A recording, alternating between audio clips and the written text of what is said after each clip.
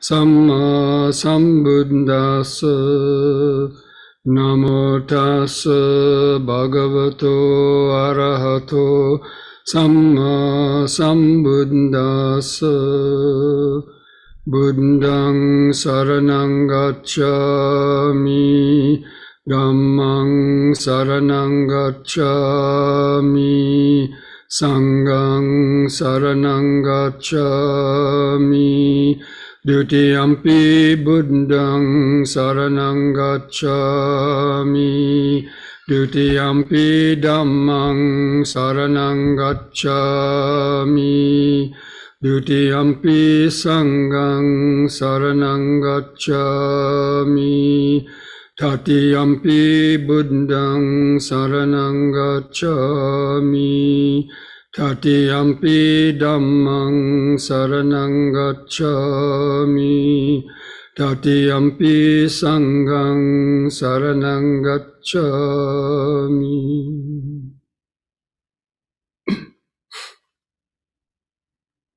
So welcome, friends, to this Wednesday night Zoom session, and coming back after 3 weeks. So while I was gone, I really didn't have the kind of the place or opportunity, or didn't know if I would be able to do this while I was gone. So that's why I had postponed it. But hopefully now we can continue this. And I'd sent out the link to a talk on Anicca, Dukkha, and Anatta, which would be which I chose as being the sort of subject for this, questions and answers session. Now, many of you probably didn't have time to re-listen to that talk or to formulate, any questions, because I didn't receive any questions by email. I didn't really expect to, because it was just this morning I sent out the notice. But if any of you have any questions about that, you can write them in the chat. So anyway, I'm going to give a brief review on those 3 characteristics of conditioned existence, anicca, dukkha, and anatta, which really form the core or the essence of the wisdom. And the teachings around that understanding of all things are impermanent. Because they're impermanent, there can't be a reliable source of any stable happiness, because they're continually changing. And because of that, they're without any substantial core or essence or permanent individual self-nature. So normally that's called impermanent, suffering, and no self are the way those 3 words are translated: anicca, dukkha, and anatta.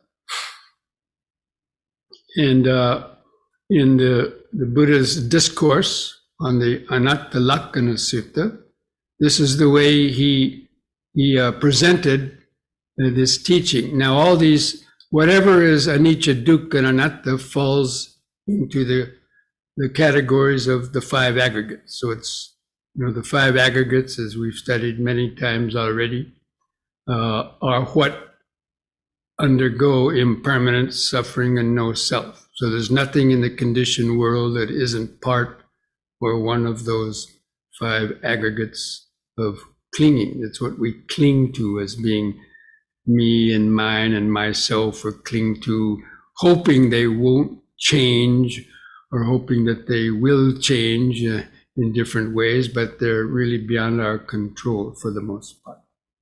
So the Buddha, the way he presented this, he asked the monks, what do you think? Are all impermanent things, are all these things of the world, the 5 aggregates, that is form, feeling, perception, volition, and consciousness, are they permanent or impermanent? So the monk said, impermanent, Venerable said. Of course, they're impermanent. They're always changing. So then he got them to admit that things are, impermanent. All the activities of the physical world, or elements of the physical world, as well as all the components of the mental world and consciousness. So then he said, well, whatever is impermanent, is that a source of lasting happiness, or is it produce unhappiness? And then the monks, thinking along the lines of cause and effect, said, they're a source of unhappiness, or they're not satisfactory.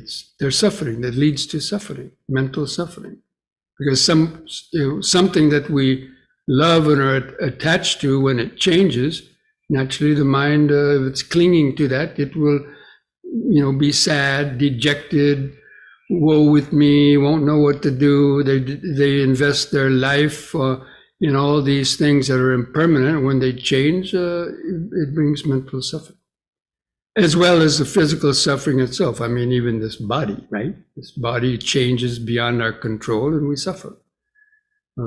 So, having got the monks to admit that everything is impermanent and is not the source of any lasting happiness. Sure, these things do bring temporary happiness. We get sensual pleasure and we're happy for a few minutes or hours or maybe even longer. But at some point, those things change, or our own mind changes and loses its interest in those objects.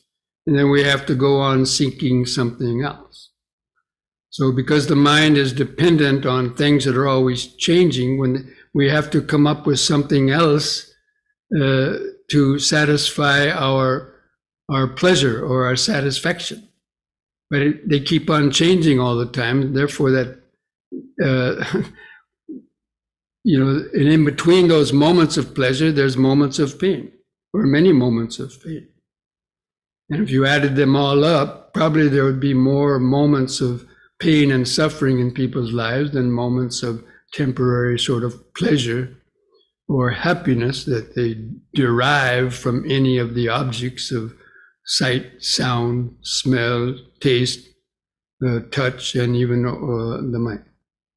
So anyway, having gotten the monks to admit that everything is impermanent and not a source of lasting happiness, or a source of suffering, then he asked them, well, is it right to think or consider what is impermanent and changing beyond our control and a source of suffering? Is it right to say, well, this is me, this is mine, this is myself? And, thinking along, that line of deductive reasoning, they said no, because the definition of self, at least at the time of the Buddha, was something that you should be able to control or own on a permanent basis. But we find out that none of our activities are body and mind that we really own, so to speak, or can control. I mean, we try to manage and control some of our emotions and thoughts and personal possessions, but ultimately we can't, because they can be destroyed and taken away from us by any number of infinite causes. So that's how the Buddha, by observing reality in his own mind, came up and saw that everything of the conditioned world, that means everything in our bodies as well as the mind and the external world, have these three characteristics of anicca, dukkha, and anatta. And especially the anatta, we take things as atta. That means we regard this body as mine and myself. So when it changes, we get sad, we get dejected, we suffer, we grieve. And when death comes, we don't want to let it go. But this is the reality of life, that everything changes. But yet people don't want to admit it, or they live their life thinking that things shouldn't change. When they do, they can't accept it, and then they suffer a lot. So, that's kind of how the Buddha said, this is the nature of conditioned life. But then in his teachings, he learned how to train our minds to accept those realities and prepare ourselves that when things change, we don't get so upset. We don't depend our whole life and our happiness on what is changing. We learn how to tune in to another layer of reality, another level or dimension of consciousness and reality that is not so addicted and dependent upon the sensory world. And we've talked about this a lot in, so many different discussions that we've been having in suttas that we've been studying. So anyway, now just a couple more points on that is that, oftentimes at the end of meditation, you might have heard me chanting, Sabbe Sankara Aniccati Yada Panyaya Pasati Atanibindati Dukkha Samago Visuddhya. And then repeat the same thing, Sabbe Sankara Dukkati. And then the third one was Sabbe Dhamma Anattati Yada Panyaya Pasati Atanibindati Dukkha Samago Visuddhya. And the translation of that basically is, all conditioned things, the five aggregates of this body, mind, and world are impermanent. And all these things are a source of suffering if you cling to them and become dependent and cling to them. When they change, you suffer. And they're all, we cannot control, or we don't own or control them in any ultimate way. And even our sense of ourself is also something that's basically has been created by the mind, and it's something also that ultimately is empty of any absolute nature, or will be with us forever and ever and ever. So now those three verses, Sabbe Sankara Anicca, Sabbe Sankara Dukkha. So the Sankara means all conditioned things. Now in the last verse, he changes it a bit. He says, Sabbe Dhamma Anatta. So instead of Sankara, the Buddha uses the word Dhamma. And he uses the word Dhamma because he's also referring to the unconditioned, even Nibbana, or the unconditioned Dhamma, the only thing that's not conditioned, is Nibbana, the state of the deathless state, the pure present moment awareness, which is basically the only sort of the eternal vibration of life force and awareness, or however you might want to define that.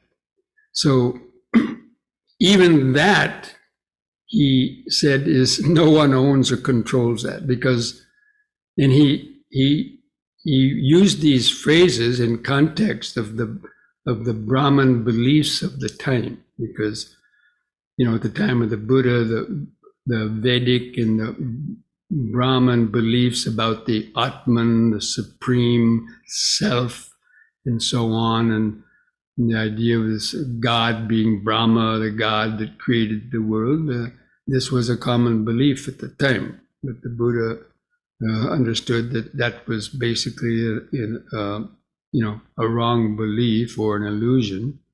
And he realized that there is no such thing as a permanent creator or eternal creator, or even eternal self that will belong to you forever and ever and ever, whether you go to heaven or go to some other place and live for eternity. He said, no, that's also not the reality. So that's why he used the word, even this, because the Brahmins used to do meditation and they get their mind into some formless jhanas like infinite space, infinite consciousness, nothingness, and their mind was full of light. And they said, oh, that's God, that's eternity.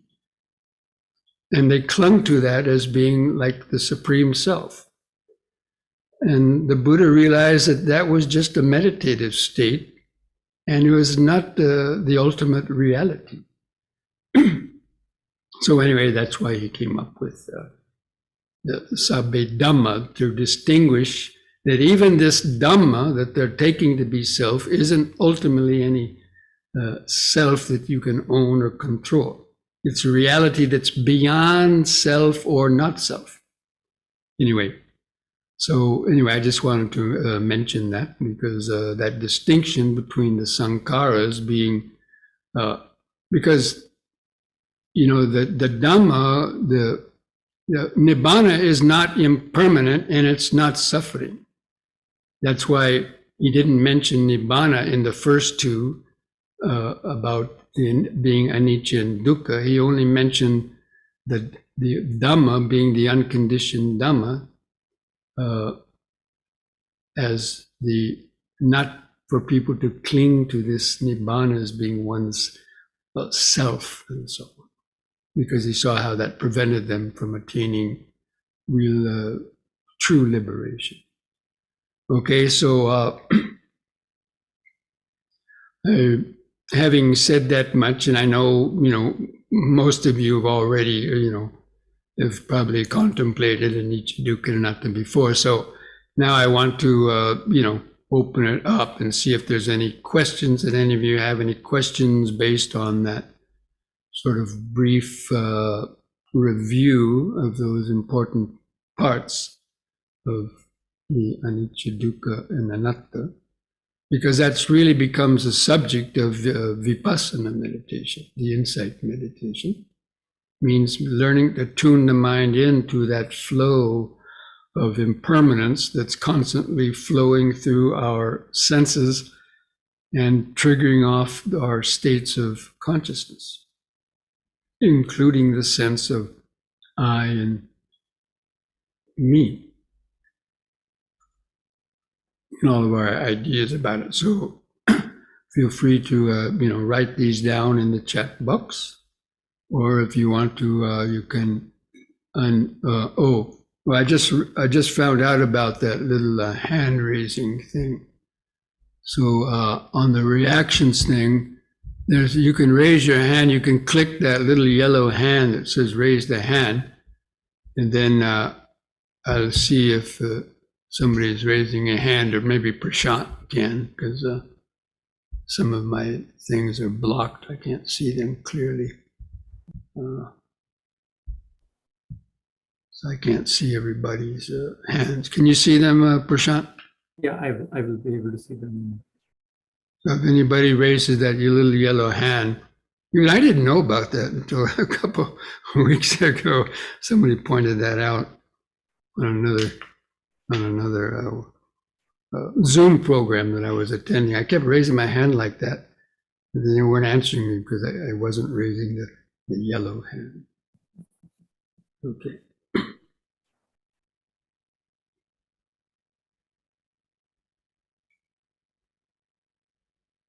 Bhante, is there any correlation between the three characteristics and the Four Noble Truths? The relation between them? Correlation between the three characteristics and the Four Noble Truths? Is that what you mentioned? Is that your question? Yes, Bhante. Because Four Noble Truths and can we see them like Four Noble Truths in the, how do they both, because they both seem to be pillars of the practice. Like we want to see the Four Noble Truths through our experiences, and also three character existence or characters. We see both of them. Like I know one is to lead the way out, and other one is to just we see the danger, like we see that's a science kind of thing. Based on the science, this is a remedy.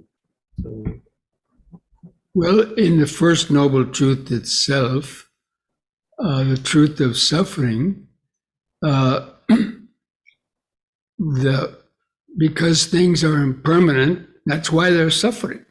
So it's included in the very first noble truth, the truth of suffering. It's because all things are the five aggregates. That's the Buddha's definition of suffering.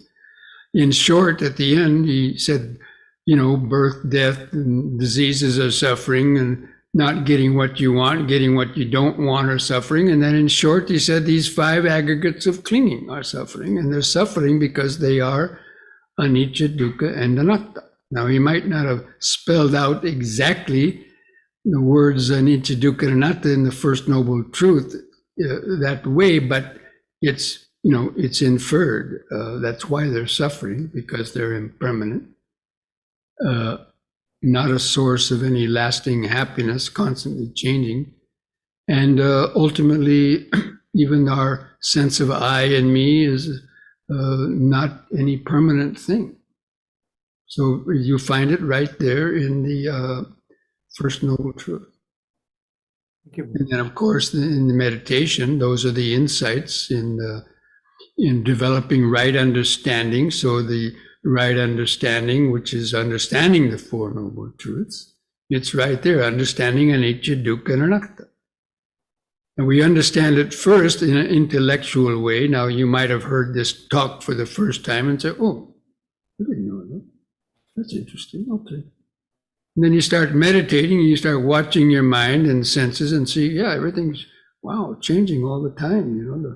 All the cells in the body, all these sensations, and my thoughts are just racing through the mind, and I can't control them. So, through the practice of meditation and directly, paying attention to this, you start to, gain insight until at some point you have the deeper realizations of it, where you understand it at the deepest level.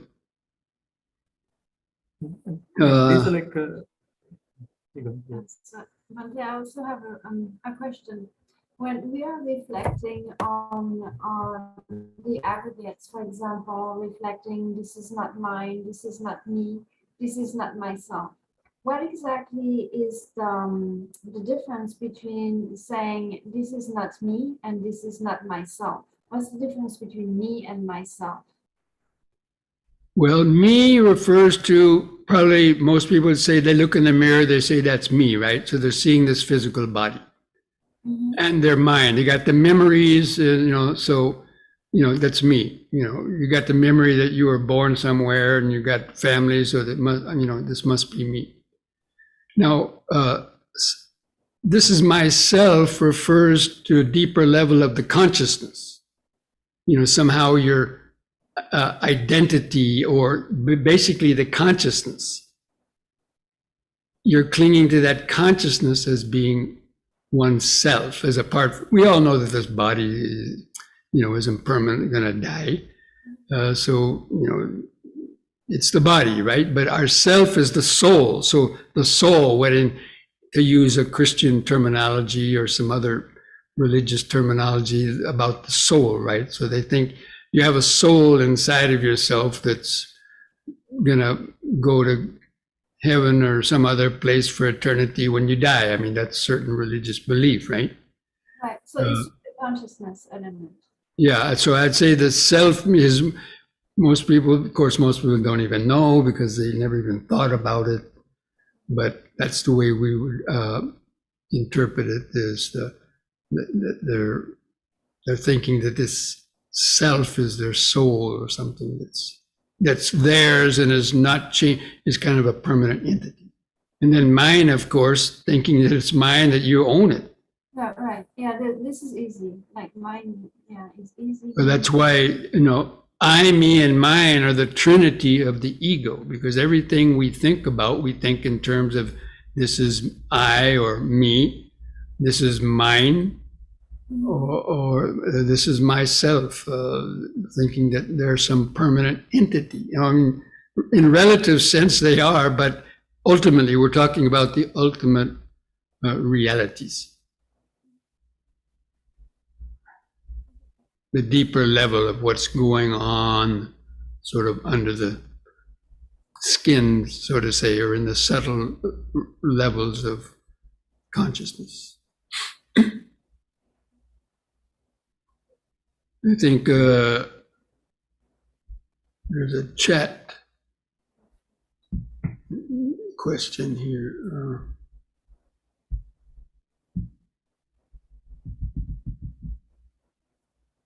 Okay, this question.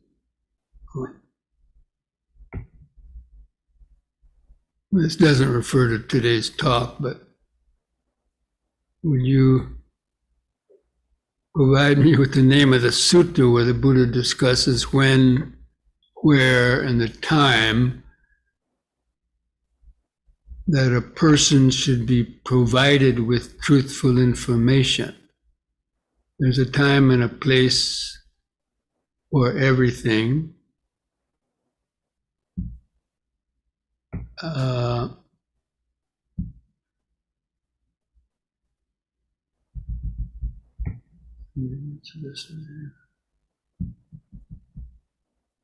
a person should be gradually told certain truths to minimize harm. I know that you discussed this sutra in the past, but I can't recall its name. Well, at the moment I can't recall the name of any particular sutta, although vaguely I know that he's mentioned that, but to be honest, I can't remember or quote it to you. But in general way, he used to give a gradual teaching, and based on the understanding of his listeners, I mean, the Buddha had that psychic power where he could kind of understand, the level of a person's mind and whether they would be able to grasp those deeper truths. That's why he gave the gradual talk to lay people in life. He usually talked about, first talking about generosity and then about practicing sila, what's called the Dhammakatha. And so he often talks about dana and the practice of giving, generosity, developing, the qualities of loving kindness and metta, and the practicing sila, of course, and about the harm of, negative actions and things like that. And once the people got some understanding and benefit of that, then he would gradually introduce the deeper subjects. Now, in the suttas, especially these first few suttas, like the fire sermon and the Anatta Sutta that were given very early in the Buddhist teaching, his audience at that time were ascetics, and who had already been practicing meditation for a long time and had some powers of concentration, but they were still attached to the Brahman beliefs. But the Buddha gave these deeper teachings just because he knew that with a little bit of meditation, or even with just a few words, some of them would get it right away, and they did. So many of those early arahants, attained stream entry and even arahantship within just after hearing one or two suttas, or even a sentence. So, but the Buddha understood their minds that they were, they were ready for that. But the lay people and others, he would give them a gradual teaching. So there are some suttas that explain that. I just can't quote any specific one off the top of my head right now. But you should be able to easily find it if you just Google it. You're quite familiar with the suttas, Michael. So.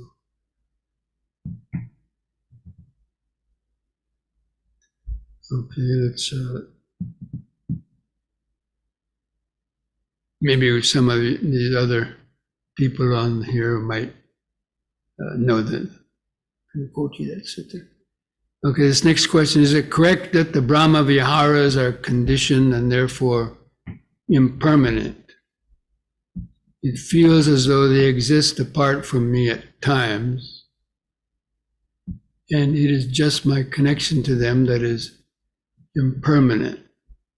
But that must be a perception.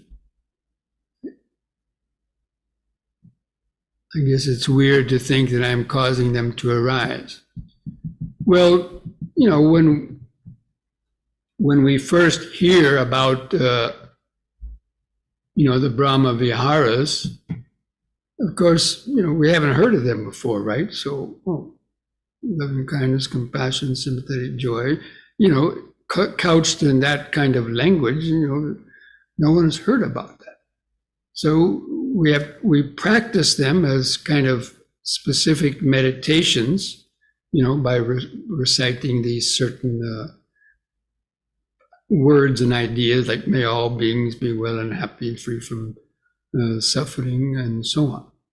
But when we actually get deeper levels of concentration, and we start to reach these deeper levels of consciousness, and especially of jhana and so on, and develop these qualities, when the mind loses its sense of self, then you start to experience a kind of a very deep, a subtler vibration that is not discriminating between me and others, and black and brown and yellow, and all these differences. You're a Christian, you're a Buddhist, you're this and that. When all those concepts disappear and the sense of self gets weakened, then that kind of subtle energy, it feels like it's the energy in all beings, and that's where this idea of oneness comes up. And so therefore, all hatred and animosity and divisions are temporarily disbanded. So, and then when you understand the nature of suffering, that's when these deeper feelings, a kind of natural metta and compassion, would then arise, because it's a kind of a quality of the mind that's been purified of greed, hatred, and delusion.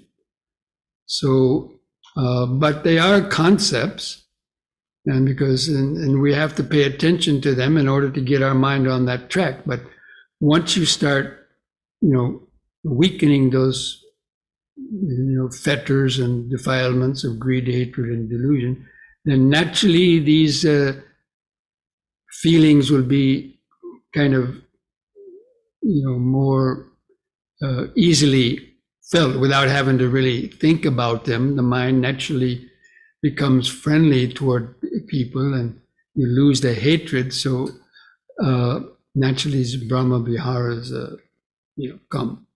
But they are conditioned states, but they lead to, that's why equanimity is the end, because metta, loving kindness, and then karuna, compassion, and sympathetic joy, these still have some emotional text to them, context to them. But that's why equanimity, the fourth one, is the most pure of all of them. And that's when you even let go of this sort of, even the kind of concepts of loving kindness and compassion and joy fade away too, and one attains that purified level of pure equanimity. But subtly it has all those kind of qualities in it, but it's gone beyond any sort of emotional tints to it. So that's about all I can say about that.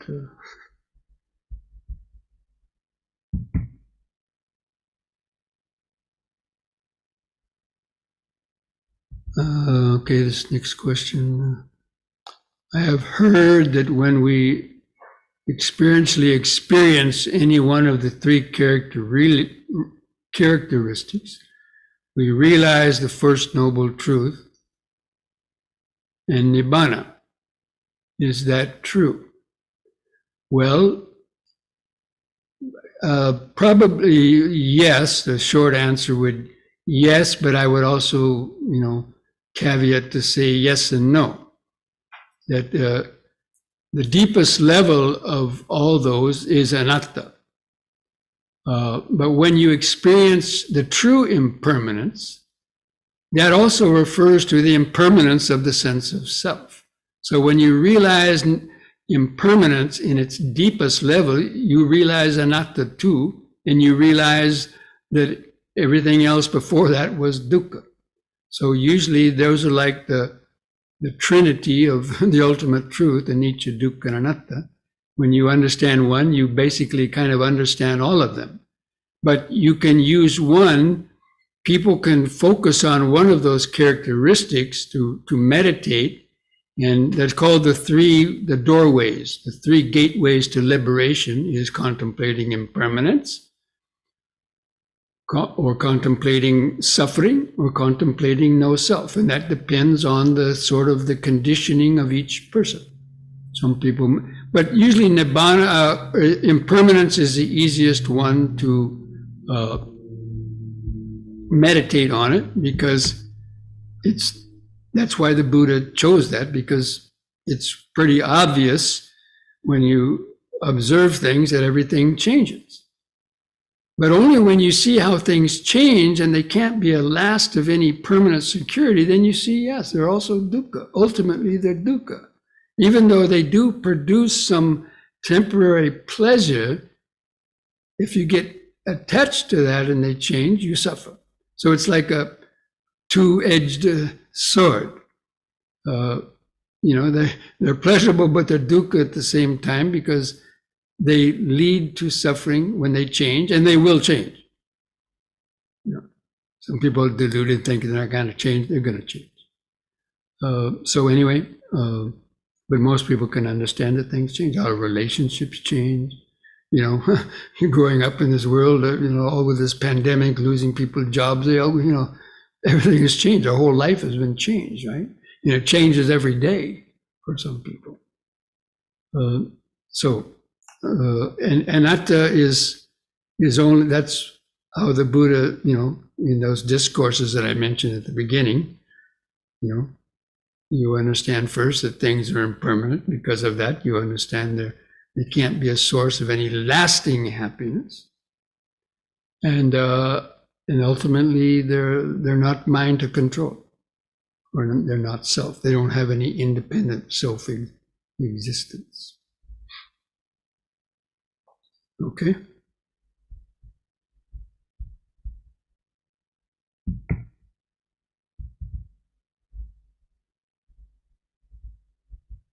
So, understanding any of those, you understand the First Noble Truth. You understand all the Four Noble Truths at the same time. It's not that you just understand the First Noble Truth. That right understanding is you understand the Four Noble Truths, because when you understand suffering, immediately you understand the cause of it and how it ends, and the way to bring it to an end. That's why in the Sotapanna, that's the hallmark of a Sotapanna, when they have that experience of the complete transcendence of the ego consciousness. All of the Four Noble Truths basically are understood.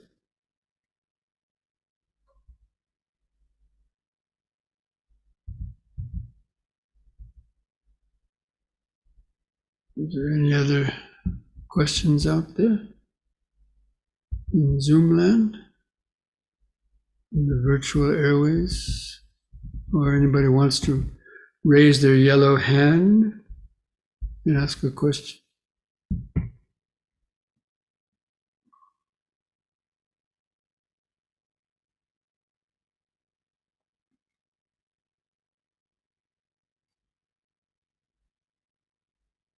So, if you didn't, re-listen to that previous recording, and the link that I sent out, then I suggest, if you're interested to hear more on the subject, you can re-listen to that talk. And then next week we're kind of following the same order that I was giving the initial Zoom talks, when I started at the beginning of the pandemic, I think it was about the 1st of April in 2020, it had gone through, and so I'm sort of starting from that beginning and going through that, but I'll try to mail the link out to the next, to next Wednesday's topic, at least by Sunday, to give you a few days to listen to the talk or the sutta study. Okay? There is a question from Z. You want to ask one question? Hi, Bhante. Oh, I see the yellow hand. Okay. This, it might be a stretch to fit it into the topic, but it's kind of related to dukkha, I think. I was in touch with you about this a little bit, I think right before your travel, but I'm interested in exploring balance when it comes to engaging with news and entertainment, which are the impermanent side, versus mindfulness and meditation. And I'm interested in balance. And can you give me any tips for noticing when I'm overindulging in news or entertainment, when it might be more skillful to spend more time with mindfulness and meditation? Well, I'm glad you asked that question, because it's a question that's is coming up now, especially in the context of this, the war coming up over there in Europe, and that's wreaking havoc, and the rippling effects of all of that is also going to affect the world in general to some degree, especially the economic fallout from the war, and especially if you have any, relatives going back to Europe, and we all do, of course. We're all related pretty much to the Europeans in one way or another. At least, Americans and Europeans and others. So, it's tough to take this news, right? And hatred, how can this happen in the 21st century? This kind of brutality and all that. So, this is a test of our equanimity too. And but this is the reality of Anicca, Dukkha, and Anatta. And wars have been going on since basically the beginning of, for many thousands and thousands of years. And it's just a continuance of it. So it's not, shouldn't be really a surprise, but people are surprised by it. But and so, not if it causes you depression and rage or other things, we shouldn't listen to the news, except we want to learn more about it. But some people will be able to accept it, and if you want to help in ways, I suppose you can donate to the various charities, or they're asking for people to go enlist in their army and all this. But each person has to make that decision for themselves, and how much you want to allow it to disturb your mind. That's why meditation is extremely important, and mindfulness is important, but not when things happen. Now, practice of mindfulness should be started long ago as a cure, a way to balance our mind, so when these things happen, we don't get thrown off into one extreme. We don't, get carried away too much. We can have compassion, and we practice the Brahma Viharas, maybe especially the first two, loving kindness and compassion. I don't know if you can practice sympathetic joy too much, but and then also equanimity, when we realize that there's not much that the average person, here especially, can really do, except for, in whatever way that we want to try to help the various avenues for helping, economically or otherwise, people can do that. So it's mainly, the practice of mindfulness is about how to is a preventive medicine to prevent our mind from getting imbalanced when these realities of impermanence and suffering erupt, and they're erupting all over the place all the time in different places, but they don't always touch us so closely. So, it's about all I can say to that. Is that, the practice of the continuous practice of meditation, and practice those M&Ms, and every time and don't listen to so much of the news if it disturbs you in that way. And so that's what I would recommend, is not listening to too much of the news. Of course, it's good to know what is happening, but if you tend to let it overwhelm you, it's better not to listen to it directly or listen to so much of it.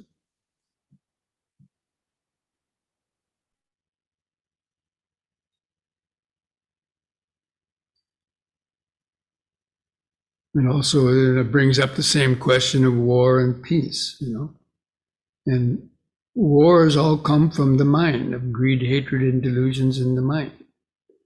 And it's not only these big wars that are going on, but people have wars going on even within their own mind. Their mind is in war with itself.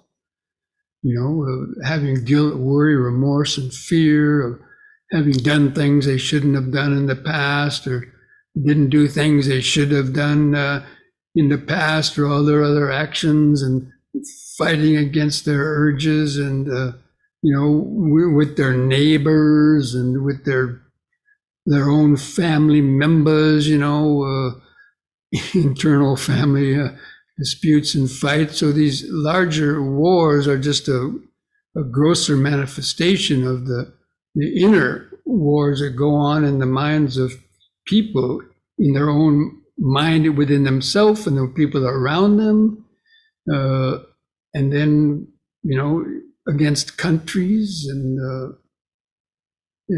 even religions.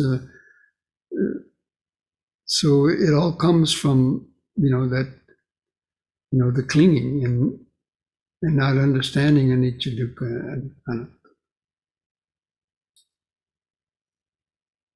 Okay, friends, so I think we might bring this discussion to an end now, and take a short break and come back to have our short session of some stretches, and then our meditation.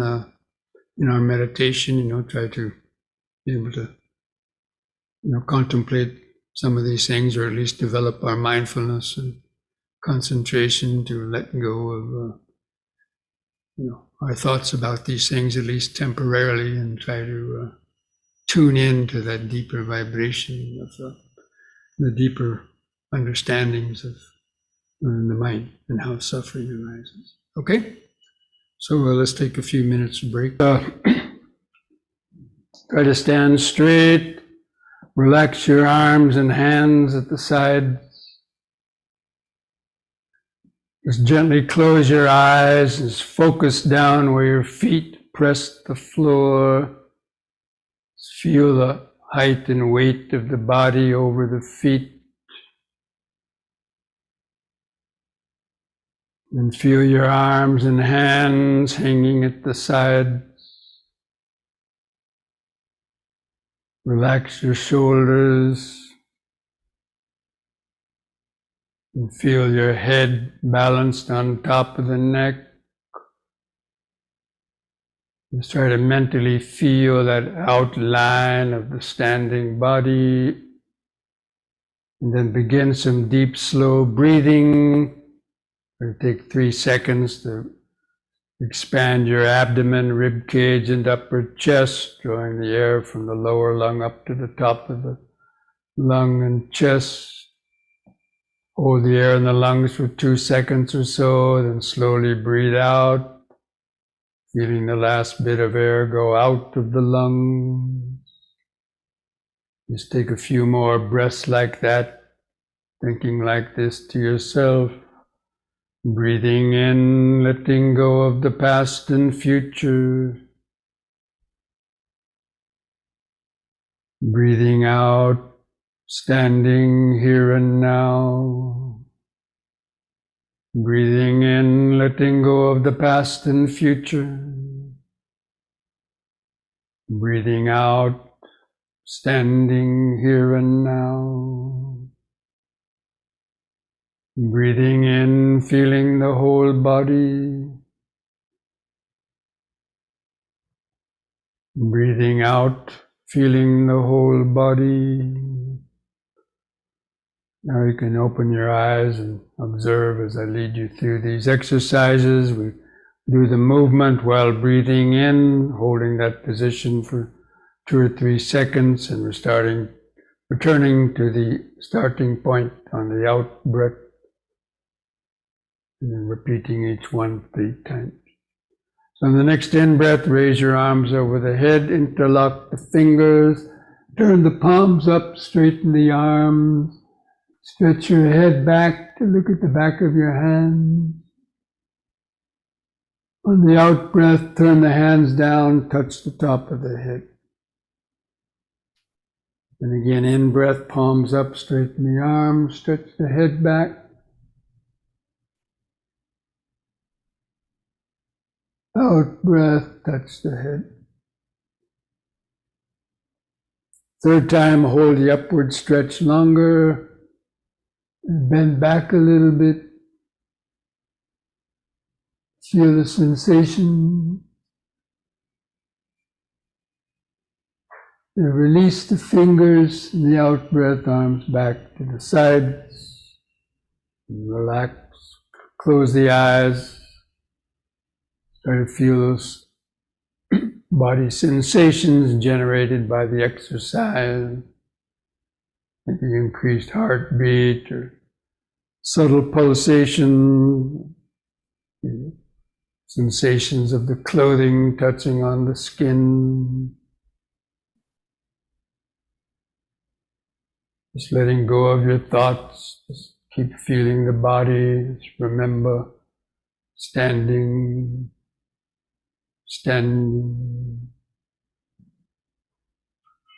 the present moment of the body.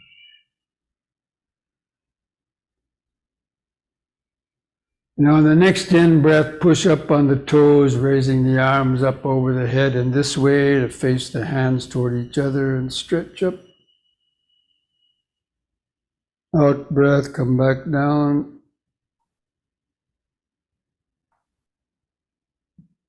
Use the in-breath to help lift up the body.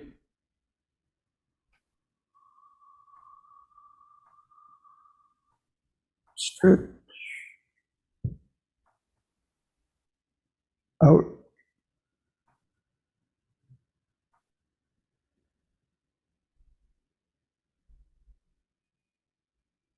In.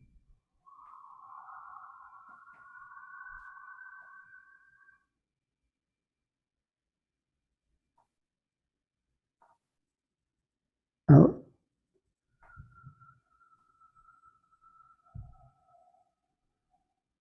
Relax. Just keep feeling the body, the increased sensation. Letting go of your thoughts. Just let the thoughts come and go in the back of the mind. Keep the sensation body in the front of the awareness. Feel subtle pulsation, the heart beating, breathing, any aches or pain.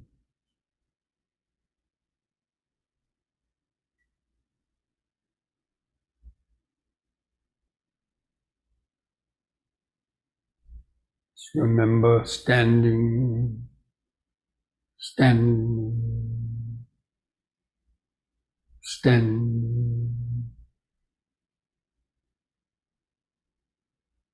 Okay, next we'll do side bending. On an in-breath, raise both arms up over the head. You keep the fingers and the arms straight, close to your head, like railroad tracks. On the out breath, bend over the right side as far as you comfortably can. In breath, lift up. Pause a moment, and the out breath, go to the other side. Keep the arms and hands parallel to each other. In breath, up. Again to the right, out breath.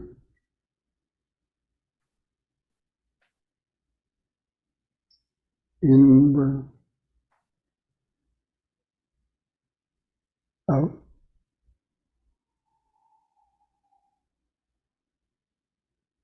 In. Once more to each side, out breath.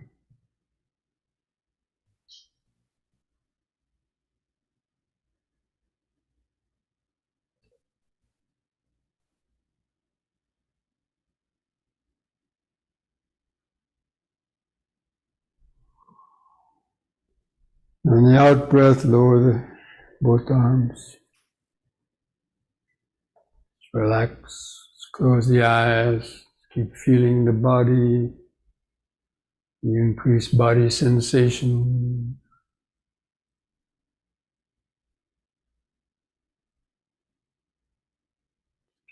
Keep remembering standing, standing, standing, the present moment of the body. Don't let the mind run to the past or future.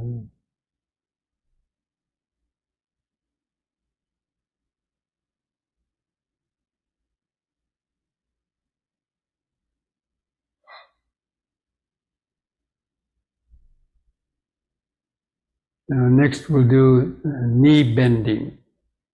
On the in breath, again push up on the toes and lift the arms up front for balance.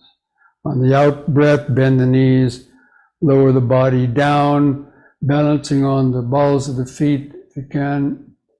Come down to squatting position if possible.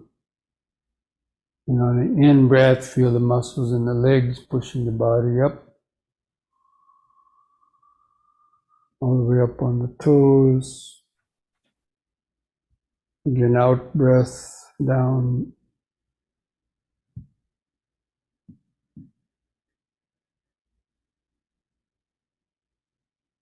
In.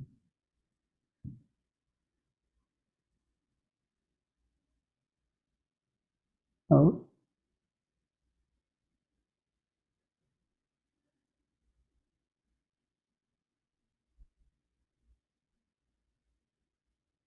In.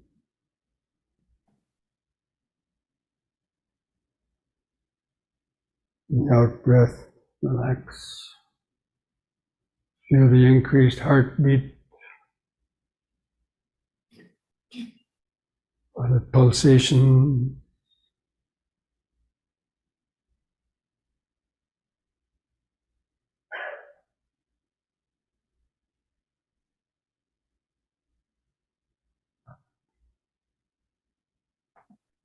Remember standing, standing.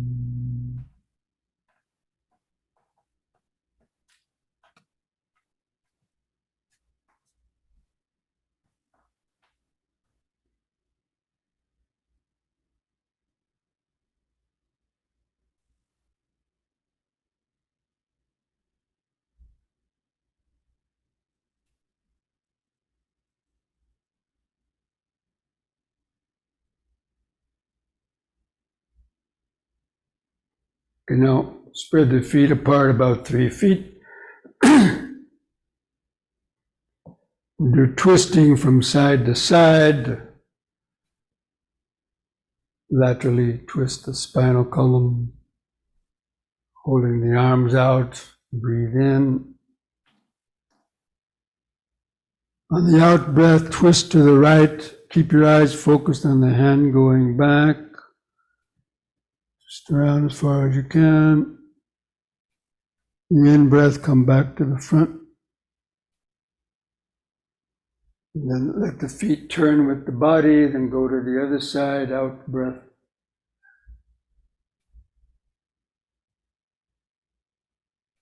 In breath to front. Just continue that 2 more times to each side, out breath. Alternating side.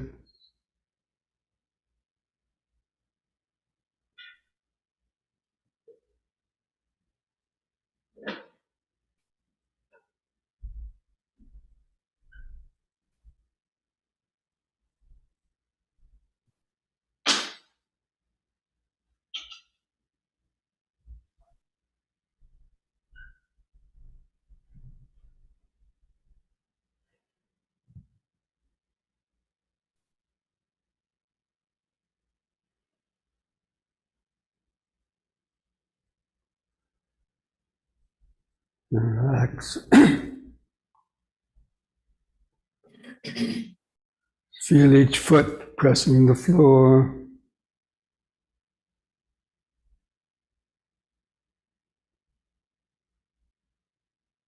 Feel the arms and hands at the sides.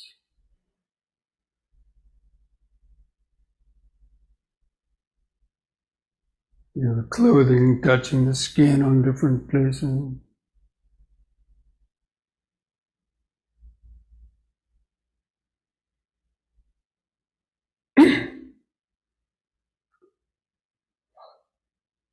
Now bring the legs back together. Just one last exercise, the head turning from right to left. And standing straight on an in-breath, turn the head to the right as far as you comfortably can. Look over the right shoulder. On the out-breath, turn the head 180 degrees back to the left and look over the left shoulder. In-breath back to the right. Concentrate into the neck vertebra.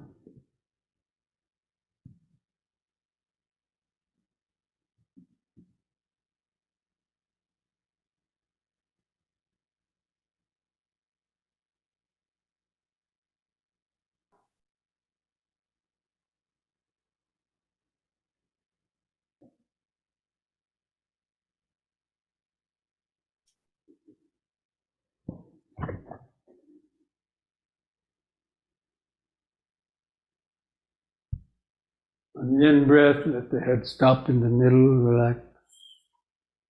Feel the whole body vibrating, pulsating with activated life force. Just allowing all those sensations help hold the mind in the present moment.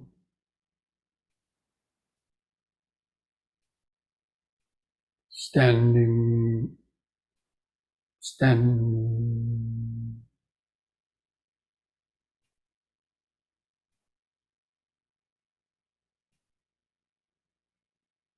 The mind can truly rest in the present moment.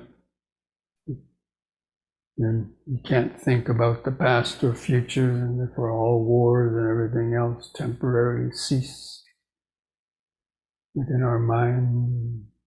Thoughts about them, experiencing that deeper level, peaceful vibration.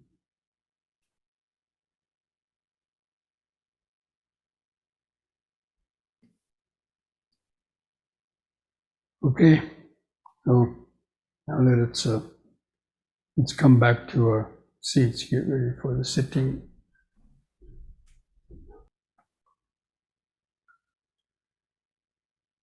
Okay, friends, so let's try to sit straight.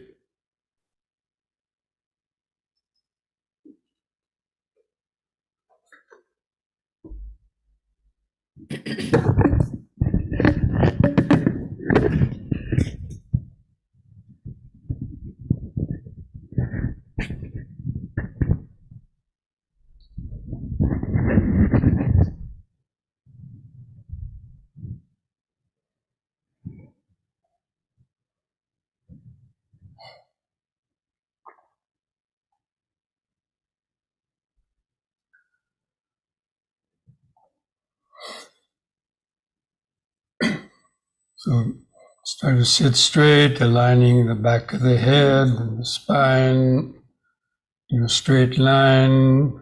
Keep the chin lifted up level to the floor.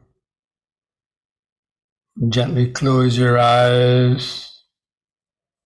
Now move your attention down to feel where the buttocks and feet press the cushion and floor. Just feel that weight of the body pressing the cushion. Just feel those different sensations of the buttocks, the feet. Feel the way the legs are bent underneath. And just mentally remind yourself of sitting. Now the body is sitting, the present moment.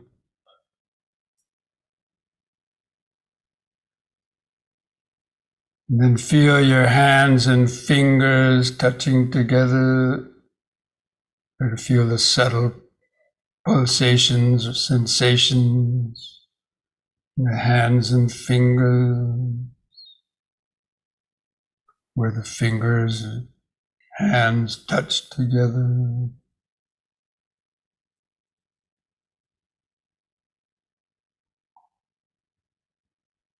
Feel the weight of the arms hanging from the shoulders. Relax the shoulders.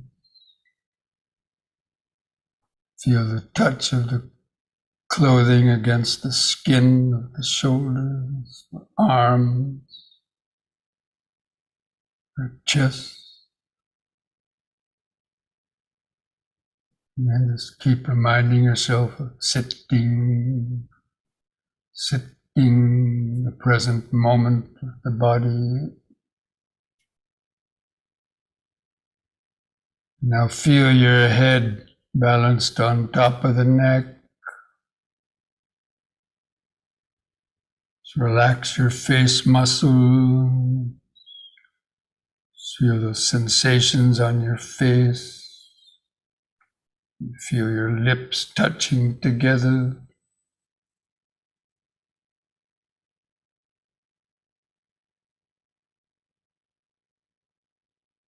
Feel the skin on the face.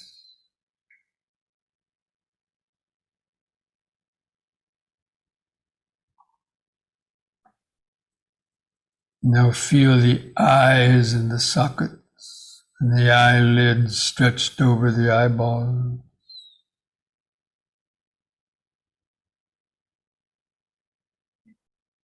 Try to feel the subtle eye movement.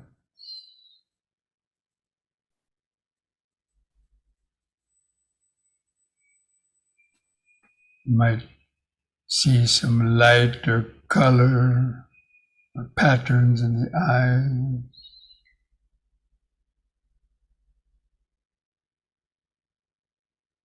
Sort of just watch the eyes sitting there in the socket,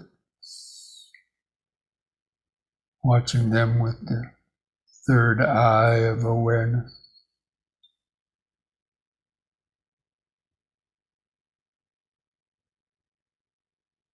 The fleshy eyes see the outside world, but the eye of awareness can feel the sensations under the skin, feel the process of impermanence, all those changing sensations.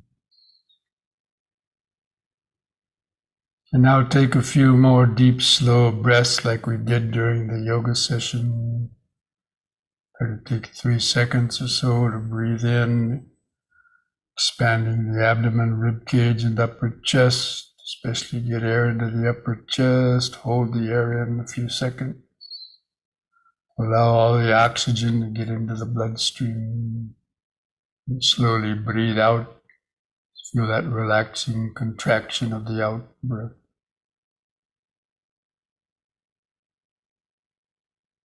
Just take a few more deep, slow breaths like that, cultivating this basic mindfulness.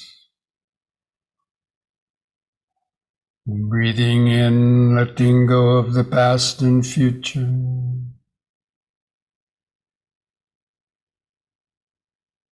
Breathing out, sitting here and now. Breathing in, letting go of the past and future. Breathing out, sitting here and now. Breathing in, feeling the whole body.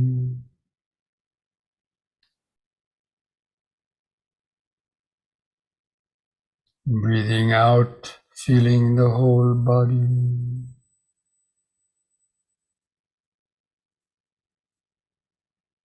And we're going to count the breaths from 1 to 10, try to develop a more continuous concentration on the breathing.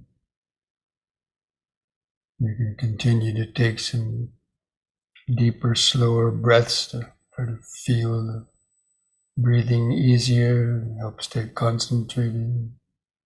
But with the next expanding in breath, mentally count to 1.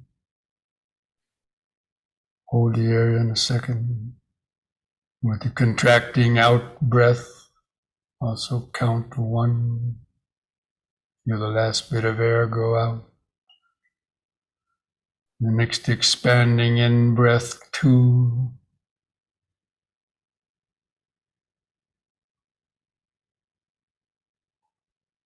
Contracting out breath, 2.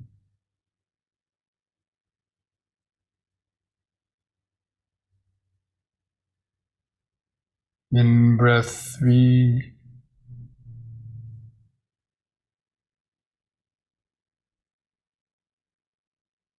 Out breath, 3.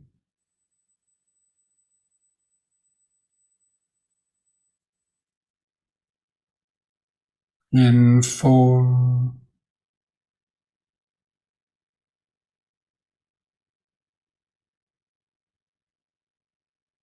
Out 4.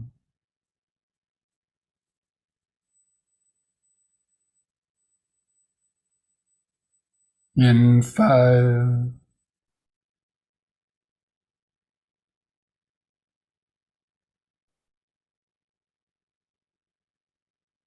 Out 5.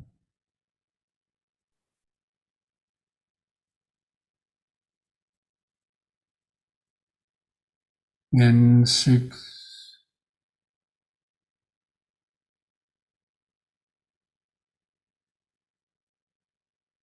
Out 6.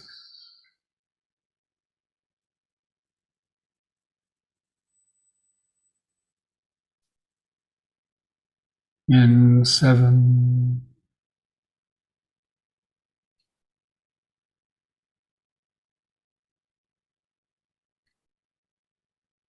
Out 7.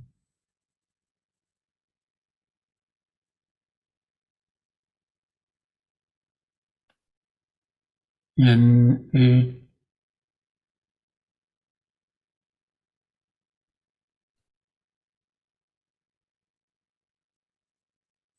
Out 8.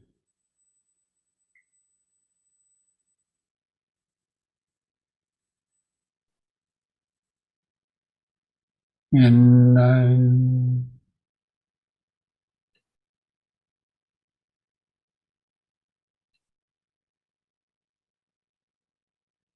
Out 9.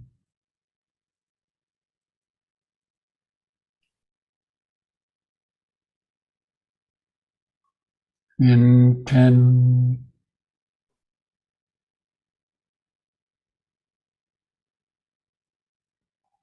Out 10. Now just continue the counting. Let the breathing return to its uncontrolled, shorter, irregular rhythm. You continue to feel it. Just keep the attention focused there in the center of the body. Feel the subtler, shorter, expanding and contracting movements in the abdomen, the rib cage, or the chest, wherever you feel it. It's always changing.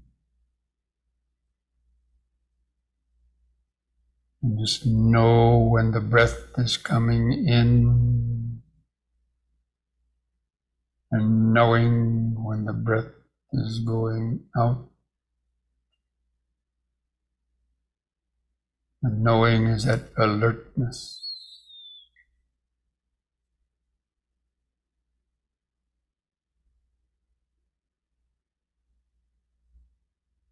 And to help stay focused, you can use these brief mental reminders of in, sitting,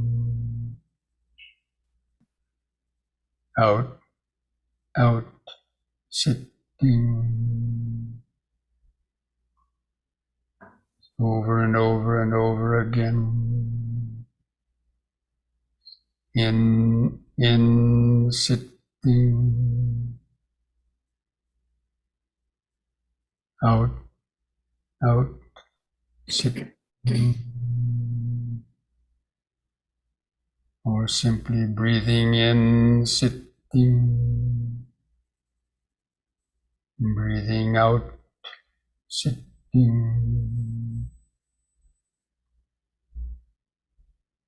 Those brief pauses between the breaths, sort of feel the outline of the sitting posture. The head is drooping down, the spine slouching, mindfully straighten up with an extended breath. Straighten the body back up.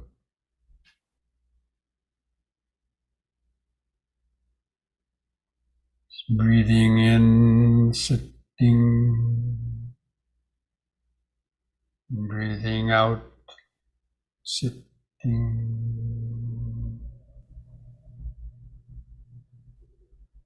Start to feel those 4 phases of each breath cycle. The expanding in-breath and the brief pause. The contracting out breath and the brief pause.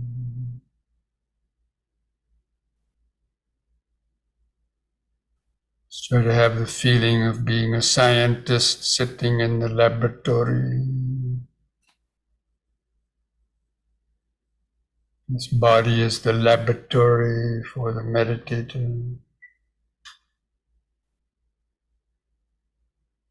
Our focused awareness is the microscope.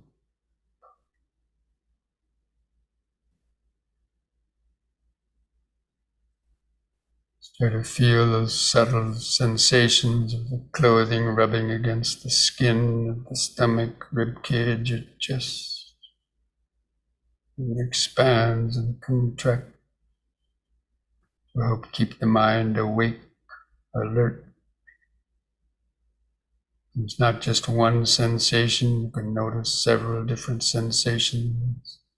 Sometimes in the abdomen, sometimes in the rib cage, sometimes in the chest. It's always changing. It's the characteristic of impermanence. And all those sensations of the breathing are constantly changing.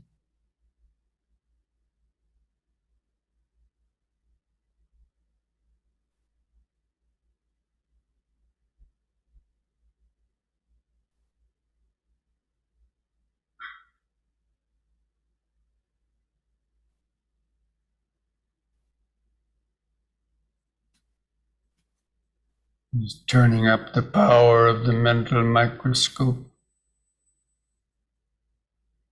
Notice how each breath is different. Sometimes longer, sometimes shorter. Sometimes the pauses between the breaths are longer or shorter.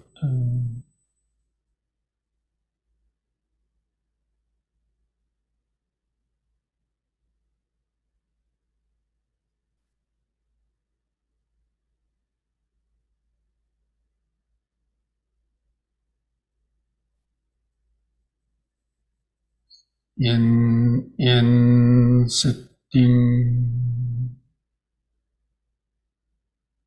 out, sitting.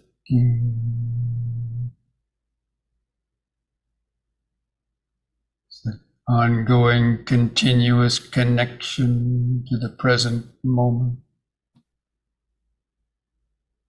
This breathing body is the natural connection to present moment awareness.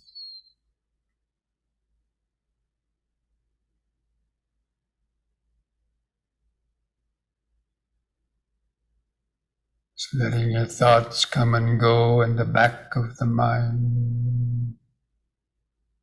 Just keep these feelings of the breathing body in the front of the awareness.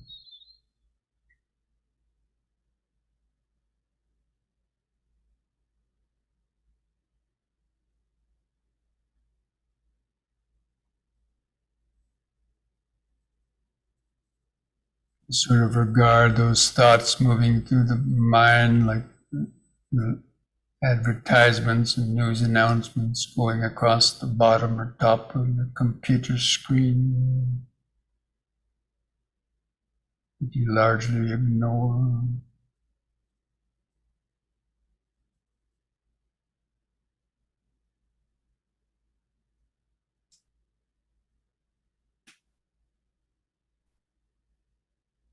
Just keep turning up the power of the mental microscope. Focus the awareness to notice more and subtler details, sensations in this breathing body.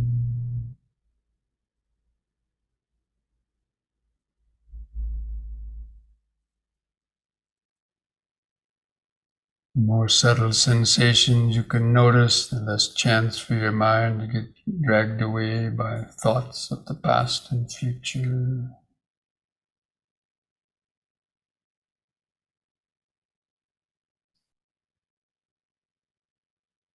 Just breathing in, sitting. Breathing out, sitting.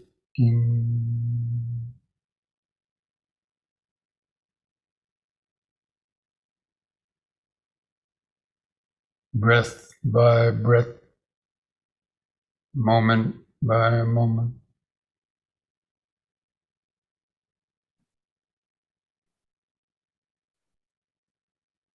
Letting go of the past, letting go of the future.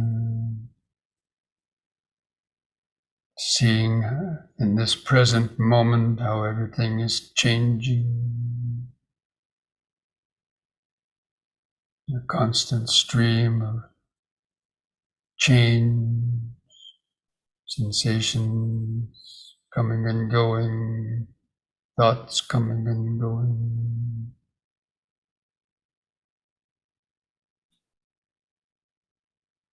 Directly observe these body sensations and feelings and thoughts constantly coming and going, changing. That's the insight into impermanent.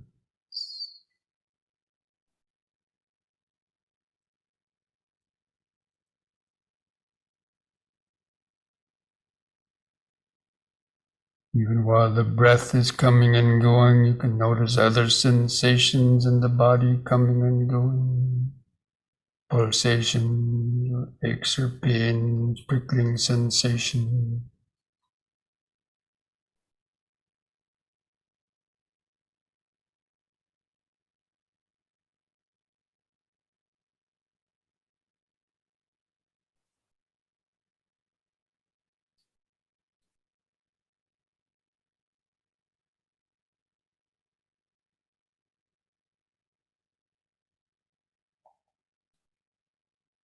You can contemplate these five aggregates of sensations, feelings they produce, pleasant or painful feelings, perception, mental recognition of things, thoughts about them, or emotions.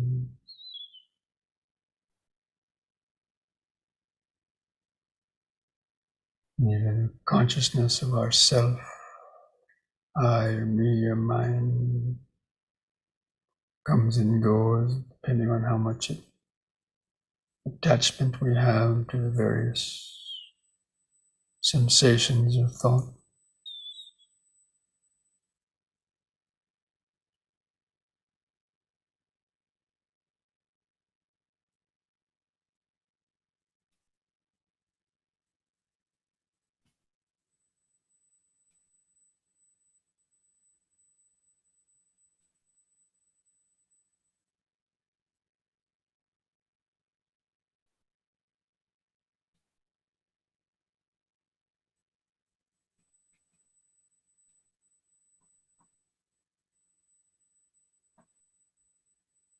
If you have too many thoughts or sleepiness and you can't do this contemplation, go back to just counting your breaths from 1 to 10 on your own. Do some deep, slow breathing to help stay focused, concentrated, awake.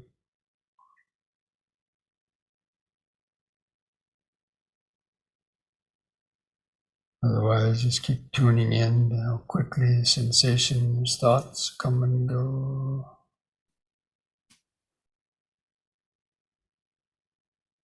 Through this breathing body.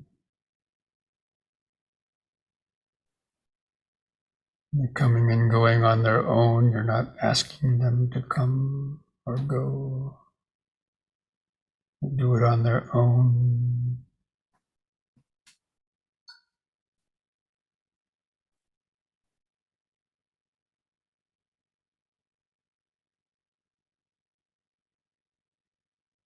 You don't own or control them.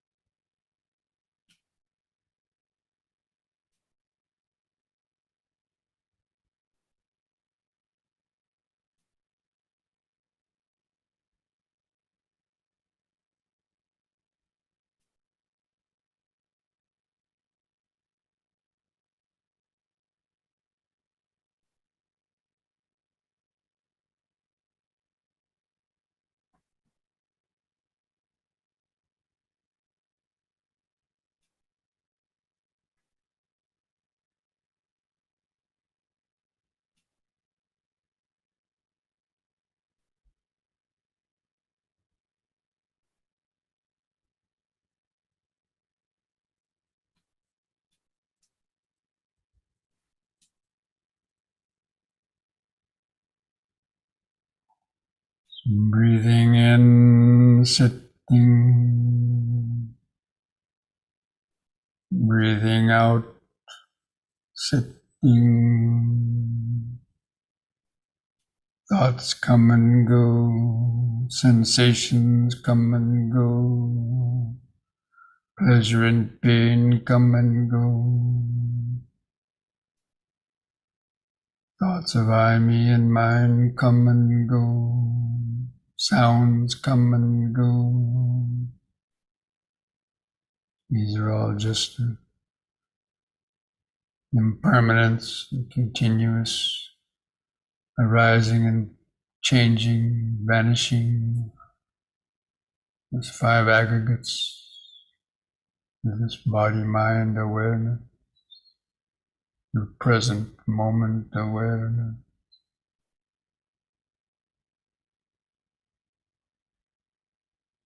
If we try to stop or cling to any of these sensations or thoughts or objects, perceptions, and the mind gets disturbed.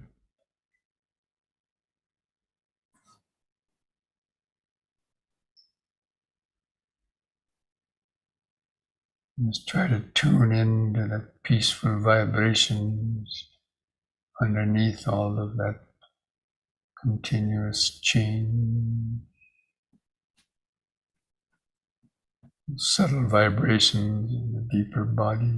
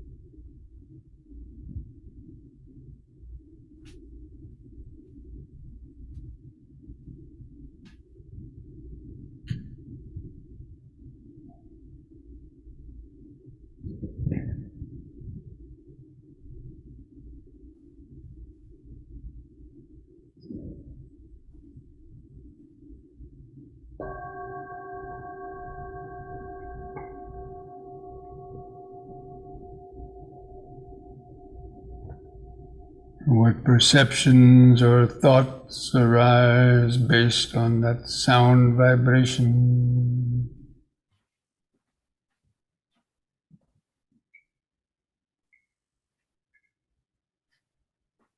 Sabbe sankhara anicchati.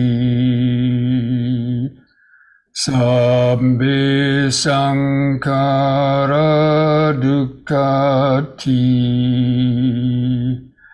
Sabbe dhamma anattati. Yada panyaya pasati.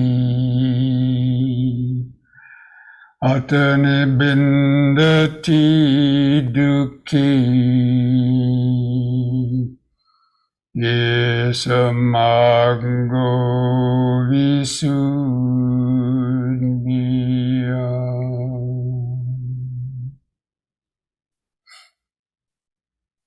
All conditioned things, the five aggregates of this body, mind, and world are impermanent. All impermanent things, when clung to with ignorance, bring stress and suffering.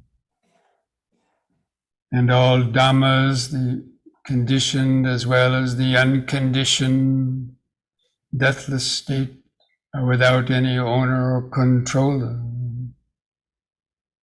They're not I, me, or myself. When one understands these three characteristics with the eye of wisdom, one becomes disenchanted with suffering.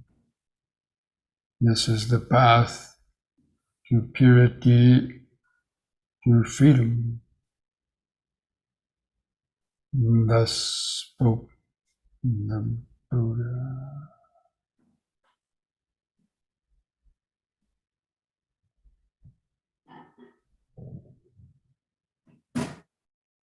For those who like to join, closing the meditation with chanting the word sadhu 3 times slowly.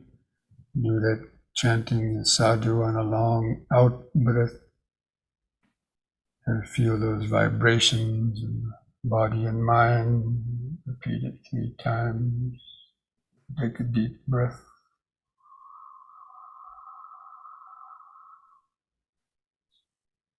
Sadhu.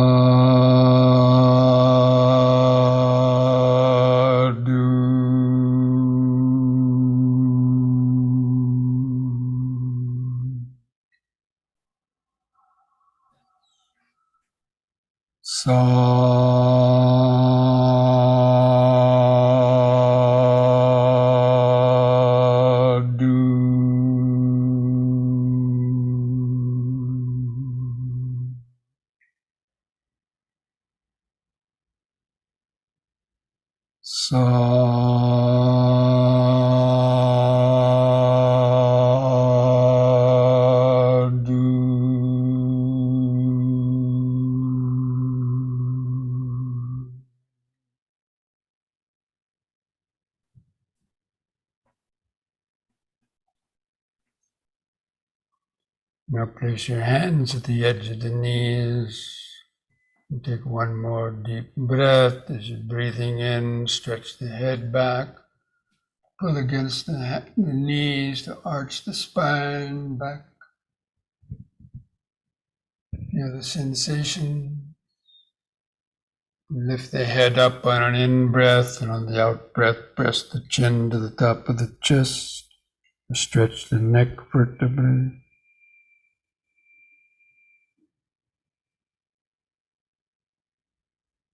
Lift the head up level on the in-breath. Relax on the out-breath.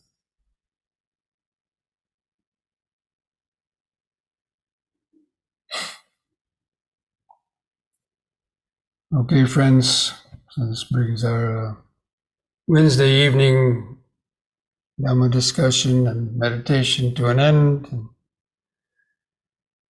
And try to continue daily meditation practice, as well as practicing the supplemental M&Ms, the minutes of mindfulness throughout the day, pause, whatever you're doing, break that push to the future and come to the present moment of the body. Take a few deep breaths, touch base with that vibration of the present moment, symbolized by the breathing body. Practice metta during that minute pause.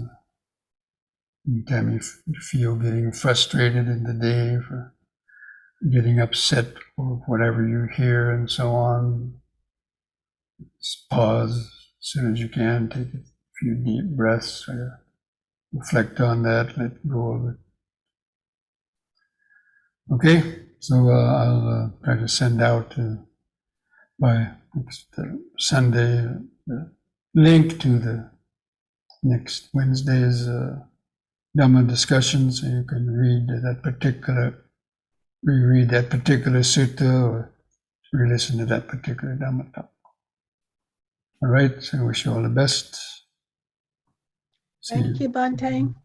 Oh, and by the way, I just wanted to mention that I'm having a weekend retreat here at the Lion of Wisdom on the March 18th, 19th, and 20th.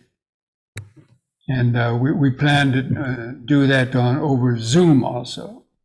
So like even the people up in Canada or other places living too far away to come here, then we'll try to post that Zoom link, next week or as soon as we figure all that out. That it'll be a special link. It won't be the link for this Zoom. This Wednesday night program. It'll be an additional link, and we're going to ask people to kind of register for that. There's no charge for the retreat, of course, but listening in. But then we'll send you out that link once people have not registered necessarily, but send us an email and tell us that they want to join. Then we'll send them that link. All right. So. Again, wish you all the best. Bhante, will there be a virtual option for the 3-hour intensive also? The 3-hour intensive, you mean on the Saturdays? I didn't know that was every Saturday. Well, they aren't. Oh. Every Saturday or Sunday, it changes. Sometimes it's on a Saturday, sometimes it's a Sunday. You have to check our website. That's why it's important. If you're interested in these things, you have to mark our website as a favorite, that you'll get notifications. So whenever I put something up on the website, it can be anytime I think about it, some change, then you will know it even before it may come out on our weekly newsletters. So okay. Because the beginning meditation class and the 3-hour intensives, they alternate. Sometimes it's every other week, sometimes on a Saturday or Sunday. But those can be attended on Zoom also? No, those are not on Zoom. Those are Okay. not on Zoom. No. Okay. Thank you. Okay. All the best. Thank you. You're And good welcome. night, everyone. Thank you, Bhante. Thank you, Bhante. Thank you, Bhante. Thank welcome. you and good Wonderful. night. Wonderful. Good night, everyone.